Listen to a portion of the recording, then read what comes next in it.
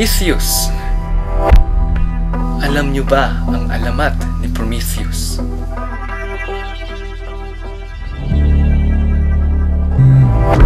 Sa harap ng naghihingalong sangkatauhan, tugon ni Prometheus ay kaalaman sa bago at may pakinabang.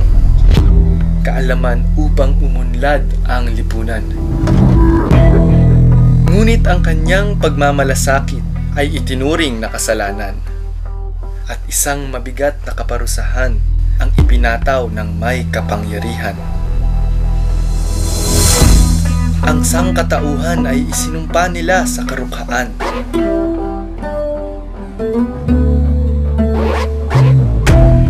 Habang si Prometheus ay ginapos at hinatulan. Sintensya niya ay paghihirap na walang hanggan, pagdurusa na walang katapusan.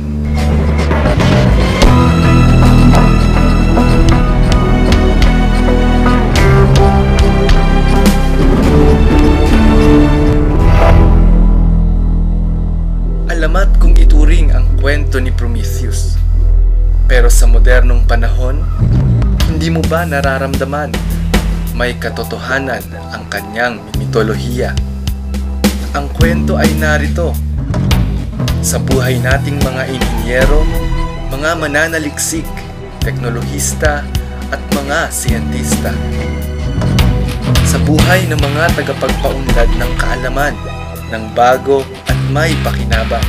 Sa buhay ng tagatuklas ng mas maunlad upang maisulong ang mas maunlad na lipunan.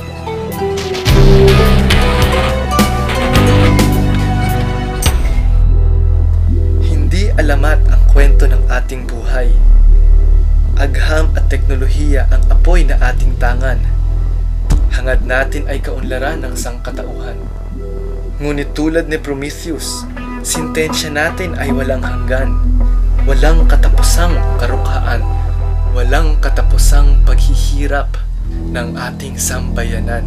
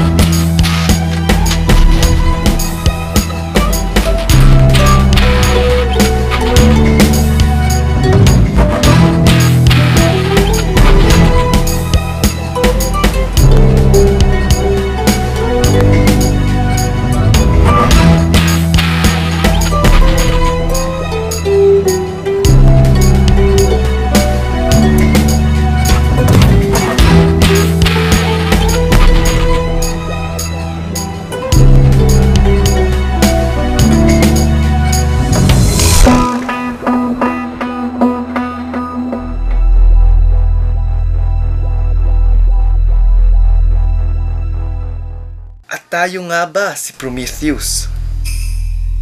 Naghihirap ba ang tagapagtaguyod ng agham at teknolohiya?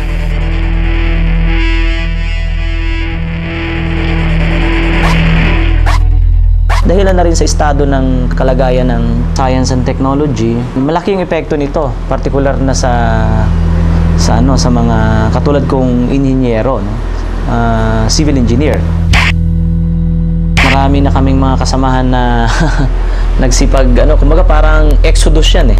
Mga kasamahan nating mga inhinyero ay pumupunta sa ibang bansa dahilan na rin sa estado ng kalagayan ng ekonomiya natin dito.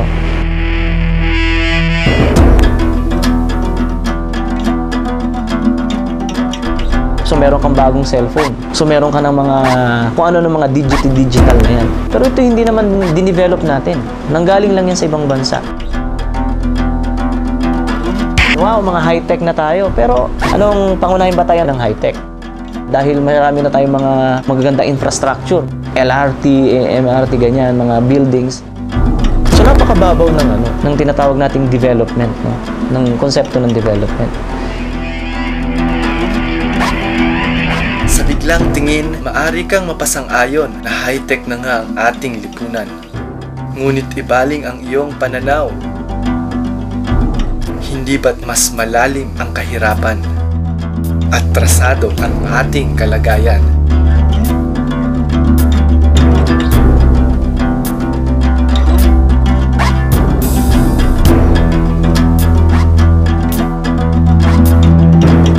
Ang kalagayan ng ating agham at teknolohiya ay bansot at atrasado.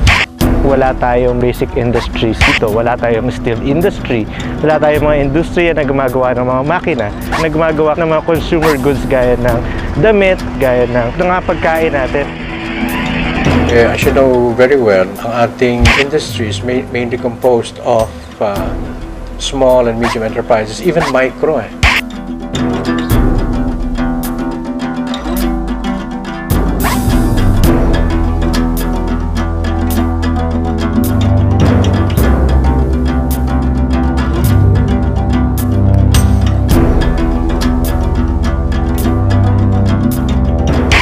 Mababa yung bilang ng mga scientist at mga inhinyero dito sa ating bayan. Dito sa atin, aabot lang ito ng halos 150 per million scientists and engineers na actively working in research and development.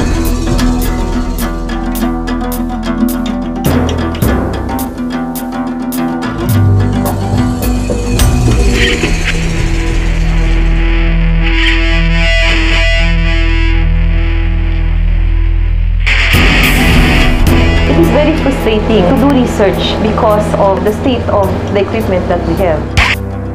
The equipment are even 10 years in existence, so that it's sometimes difficult to get the right values. Considering the facilities for research in the country compared to other Southeast Asian countries, I think we are a bit behind.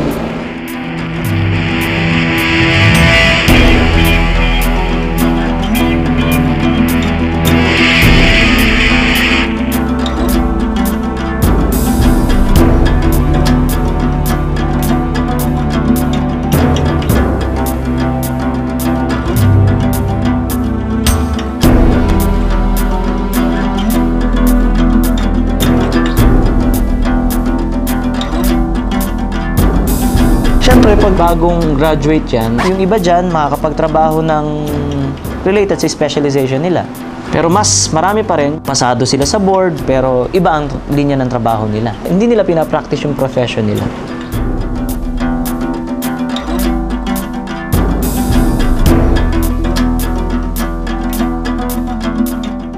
Ito yung sinasabi natin na refleksyon ng bansot at atrasadong kalagayan ng ating agham at teknolohiya dito sa ating bayang Pilipinas. Bansot at atrasado, yan ang ating kalagayan. Ito ang nakakabahalang itsura sa likod ng high-tech na nakikita.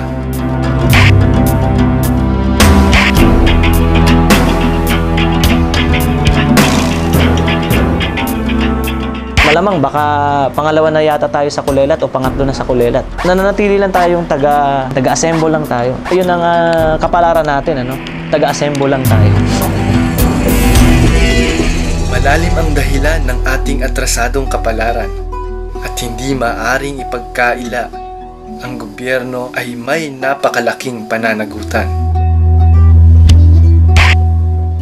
Gaano nga ba kahalaga para sa gobyerno ang agham at teknolohiya? Sa ating gobyerno ngayon, ang agham at teknolohiya ay hindi prioridad. Makikita naman natin to sa budget na pinapasa. Ang budget for science and technology ay hindi lumalaki sa mga nakaraang dekada na. Even the budget for DOST is very small compared to the other departments. It's very difficult to get funds for research from the government. Even if there's a commitment on the part of the scientists, parang it is so frustrating to come up with very good results. Meron nga mga batas na ipinasa gaya ng Magna Carta for Scientists, pero wala ring budget para ipatupad.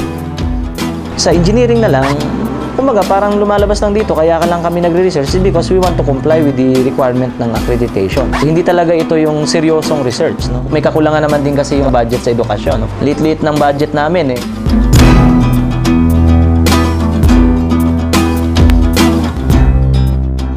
Ang main function namin, keep kami ng standard, international standard, tapos checkin namin yung mga standards ng ibang laboratories kung tama. Makikita mo yung state ng technology o industry ng country by just looking at the metrology laboratory. At kumusta ang ating metrology laboratories? Marami pang ibang kulang. Hindi natin kayang bilhin. Ano yun? Milyones, no? $1 million. We usually order equipment from abroad, like from the US, from Germany, and of course, the equipment comes out very expensive. And when this breaks down, the technician sometimes has to be called from abroad.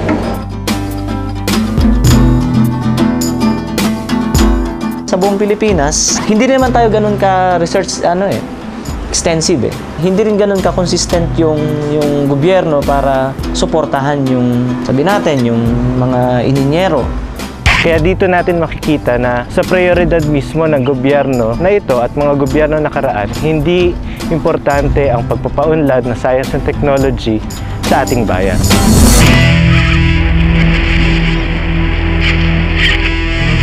Lugmok ang kalagayan at ang suporta ay kulang na kulang.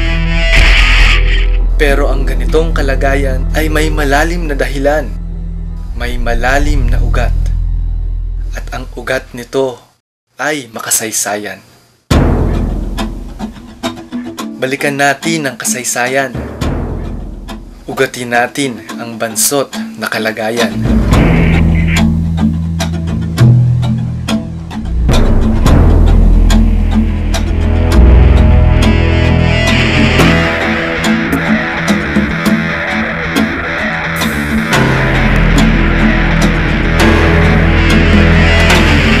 Sa pag-aaral lamang ng kasaysayan ng Pilipinas, natin maintindihan kung bakit ganitong klaseng lipunan, ganitong klaseng ekonomiya ang umiiral sa bansa. Kung bakit napakatrasado at napakabansot ng agama at teknolohiya sa Pilipinas.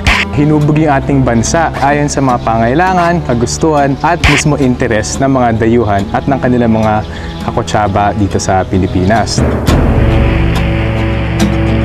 Yung mga Espanyol, nung pumunta sila dito, pumasok sila sa Pilipinas para makuha yung ating likas yaman para sa kanilang sariling pakinabang. Pinalawak nila yung enkomienda, ang asyenda, para makuha yung ating tubo, ang ating nyog, ang ating tabako, ang ating abaka, at iba pang hilo na materyales. Nahubog ang ekonomiya natin ayon sa interes nila. Pagdating ng mga Amerikano, pagkatapos ng Espanyol, pinagpatuloy nila yung pagkuha ng hilo ng materyales ng Pilipinas. Pinalawak nila yung mga minahan, hinuthot nila yung ating mga minerales. Sa ganung proseso ng paglalabas ng mga hilo ng materyales natin sa paggamit ng ating murang lakas paggawa, walang pangailangan na makapaglikha ng saligang industriya, ng saligang kakayanan sa agama at teknolohiya ang ating bansa. Sa papel, binigyan ng kalayaan ng Pilipinas, pero bago sila umalis sa Pilipinas, sinigurado nila na may sistema ng mga batas, mga kasunduan sa pagitan ng US at ng Pilipinas na nagtatakda na yung dati nakukuha nilang ganansya sa Pilipinas. Kahit na hindi na sila ang kolonyal na naghahari sa bansa, yung ekonomiyang ganansya ay nasa kanila pa rin.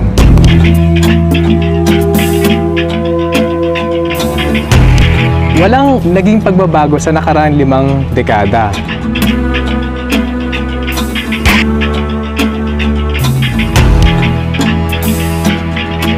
Pagtatakda ng batas, pagpapasok sa mga di pantay na kasunduan, umiiral pa rin yan. Sa esensya, lahat ng ekonomiyang pakinabang na makuha sa bansa ay pumupunta pa rin sa mga dayuhan, pero nangyayari yung kanilang kontrol sa mga di tuwirang paraan. Bunsod na rin ang ating historical development o ng ating pag-unlad sa kasaysayan, nananatiling import-dependent at export-oriented ang ating ekonomiya. Kung meron mang mga nag-invest dito ng mga dayuhan, walang tunay na technology transfer na nangyayari sa mga investments dito sa ating bayan.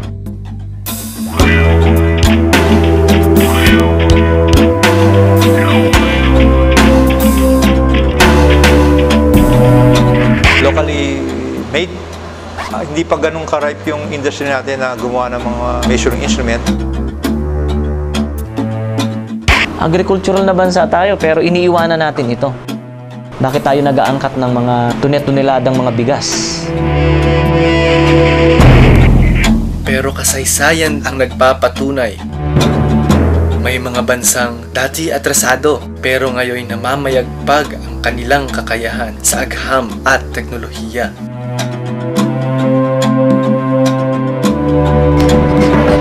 Nariyan ang Cuba, ang Vietnam, ang China.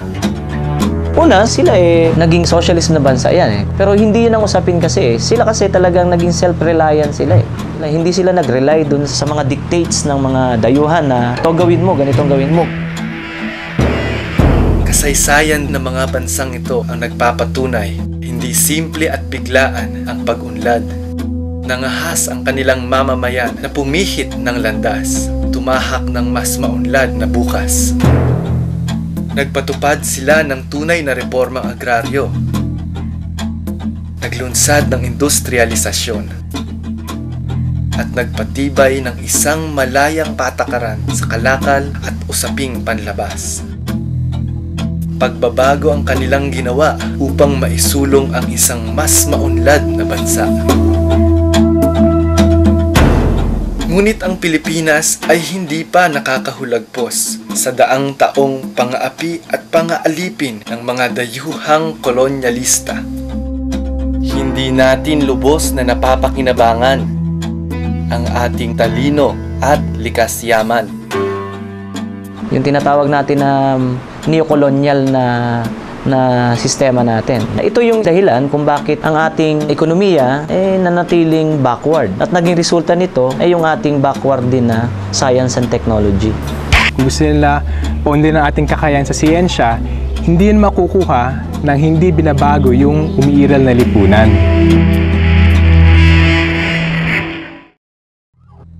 Ngunit ang sambayanan ang mas makabuluhang pansukat ng ating atrasadong kakayahan. Sa ating modernong panahon, ang sambayanan pa ang pinagkakaitan ng agham at teknolohiyang magagamit sa pagpapaunlad ng kanilang buhay.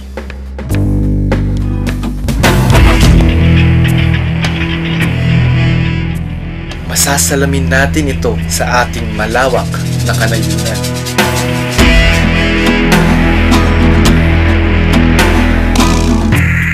Pangunahin talaga dito yung pagkukupra.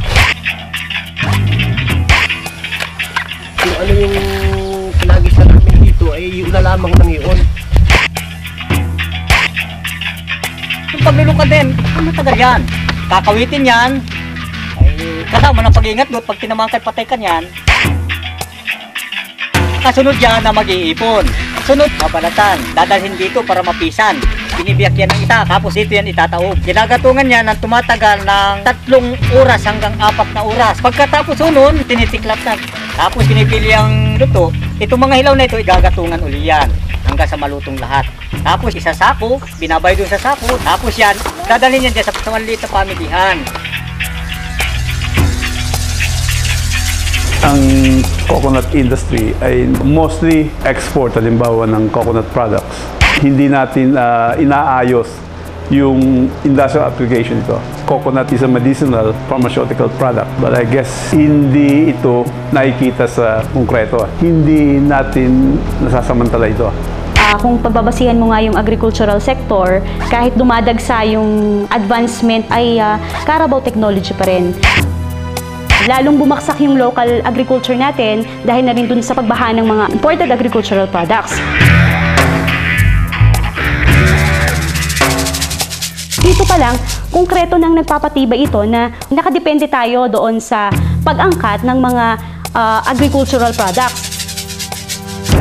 Napakalaking bagay para sa ating bayan ang isang maunlad na agrikultura, ngunit nananatili itong atrasado. Meron tayong magandang copra dryer, meron tayong magandang proseso, available na. Inumpisan ko to 1975 when I got my PhD.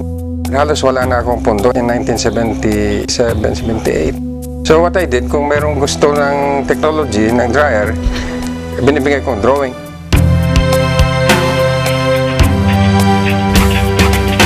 Yung mga namumuno tungkol sa niyog, hindi inaayos yung mga presyo niyan para makinabang naman yung mga magsasaka sa niyog katulad namin. Kakaramput ang napapapunta sa amin. Walang programa, sustainableng programa ang gobyerno para paunlarin yung agricultural research and development. Pumunta ka sa mga komunidad ng mga magsasaka, nakikita mo yung malaking kakulangan. Walang masyadong malinaw na programa yung Department of Agriculture paano i-revive yung coconut industry. Ang agricultural R&D ay mas pakikinabangan pa ng mga malalaking kumpanya kasi sila lang ang may kakayang magpondo ng mga research work. Hindi na natin maaasahan ang national government dahil bakit pa sila kailangan magpondo? Nag-aangkat naman tayo ng mga imported agricultural products.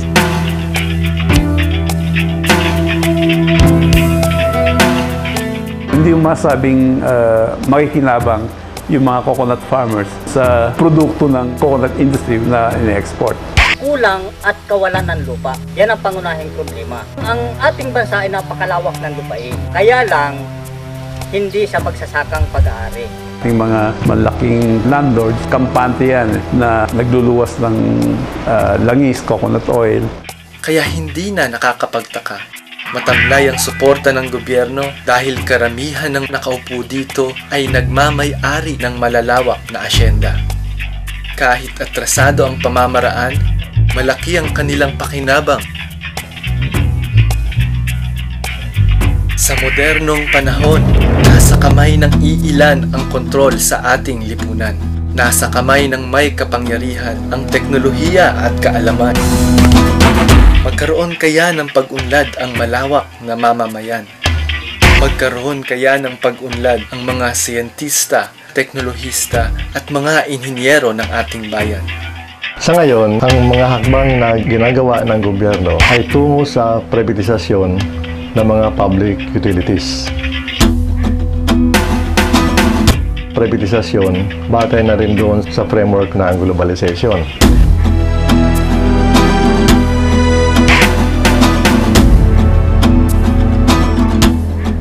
Sa power, ang malaking hakbang na ginawa ng gobyerno dito ay ipasa ang IPIRA noong May 2001. Layunin ng IPIRA, ilagay sa kamay ng mga pribadong kumpanya yung mga malalaking facilities tulad ng mga planta ng Napocor. Ibibenta lahat yan sa private industry.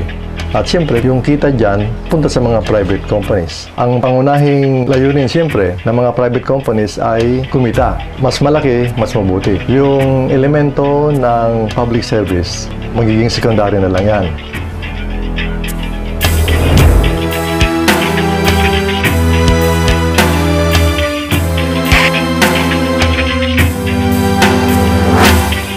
Hindi naman ang ating mga substation, mga transformer, electrical supplies, malaking bahagi dyan ay ini-import. Meron din ditong paggawa ng mga transformer. Karamihan ng mga materyales imported, tapos dito na ina-assemble. Ang problema ng power industry ay hindi hiwalay sa saligang problema ng bansa.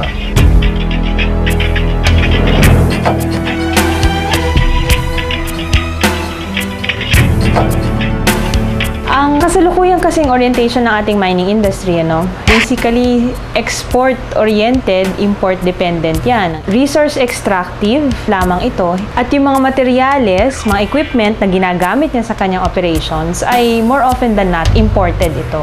Hindi ito nagbubunga ng isang sitwasyon na kung saan nagkakaroon ng development ng downstream industries ng mining. Ang nangyayari sa mga Pilipinong siyentista, tagahanap lang sila kung saan yung mga maaring minahin, tutulungan lang nila yung mga mining companies kung paano ang pag-extract ng mga mineral resources na ito sa ating bansa, Sa ganitong sistema ng mining industry, kitang-kita mo na ang makikinabang ay yung malalaking mining companies.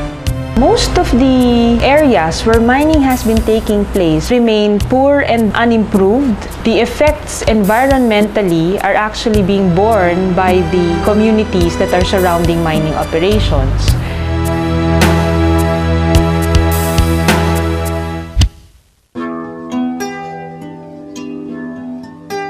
Ngunit sa kabila ng lahat, may ningning sa ating hinaharap.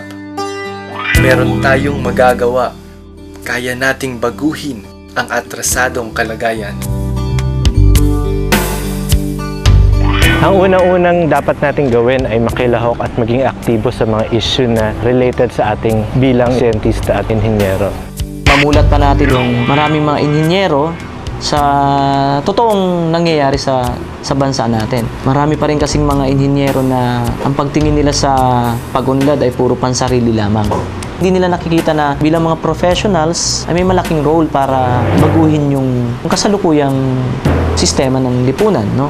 Kinakailangan talaga na ipursige natin yung pagpapaunlad ng local agriculture kasi ito ang pinakamalagang bahagi ng national industrialization.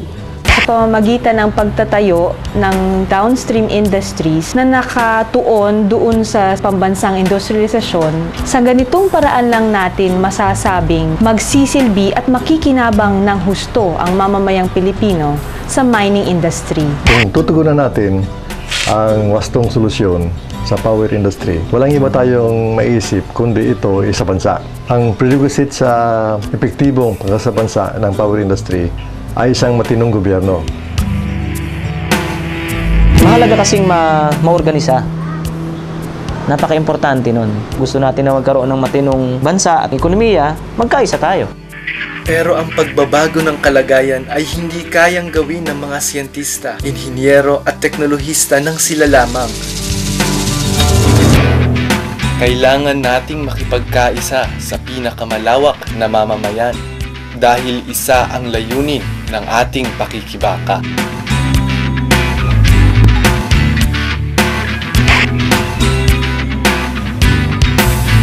Ang solusyon natin dito ay magkaroon ng tunay na reforma sa lupa at magkaroon din ng programa para sa national industrialization. Pwede tayo pumunta mismo sa mga komunidad at doon magbigay ng technical na serbisyo. Without the participation of the community, we won't have very good results. The students also learn a lot from the community. Dapat tayong lumabas, dapat tayong makilahok, makipamuhay sa kanila para malaman talaga natin kung ano yung mga pangangailangan nila at yung kaya nating magawa. I think what is important is their commitment to the Filipino people as a whole. At syempre, tuwirang pakilahok mismo sa mga issues ng malawak ng sambayanan, malaki ang ating maitutulong bilang mga siyentista at inhinyero. Sa alamat ni Prometheus, nagwakas ang kanyang paghihirap makalipas ang kay raming henerasyon. Inakyat ni Hercules ang bundok, pinutol ang kadena at pinaslang ang buitreng nagpapasasa. Kung hindi magkakaroon ng collective effort yung sambayanan para baguhin natin yung sistema ng lipunan, mananatiling atrasado at backward ang ating science and technology. What is needed now is for scientists and technologists to go out of their classrooms and laboratories to link up and unite with the basic masses in their struggle for genuine national development. Itaguyod ang agham at teknolohiya para sa sambayanan. Ito ang ating panawagan. Kung ika nga ito ang ating battle cry. Lalo na itong kailangan ngayon ng ating mamamayan sa panahon na kailangan ng ating bayan ang tunay na pagbabago. Kaya nating mabago ang ating kalagayan. Kaya nating makahulagpos tulad ni Prometheus. Kaya nating maging Hercules. Kaya natin, tayo at ang malawak na mamamayan. Magkaagapay tayong aakyat, puputulin ang kadena at wawakasan ang buitreng nagpapasasa.